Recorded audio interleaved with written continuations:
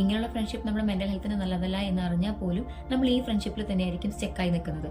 അതെന്തുകൊണ്ടാന്ന് വെച്ച് കഴിഞ്ഞാൽ പ്രീവിയസ് ഉള്ള മെമ്മറി നമ്മുടെ മൈൻഡിൽ സേവ് ചെയ്ത് വെച്ചിരിക്കുന്നതുകൊണ്ടാണ്. അത് പ്രസന്റ് നടക്കുന്ന കാര്യങ്ങൾ ഫുള്ളി ഇഗ്നോർ ചെയ്യും.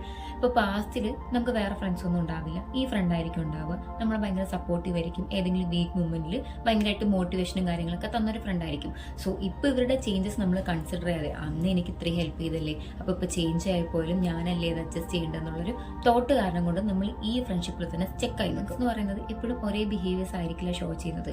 അവരുടെ സർക്കംസ്റ്റൻസും സറൗണ്ടിങ്സും മാറുന്നതിനനുസരിച്ച് അവരുടെ പേഴ്സണൽ വാല്യൂസും പ്രയോറിറ്റീസും ഒക്കെ ചേഞ്ചസ് വരും.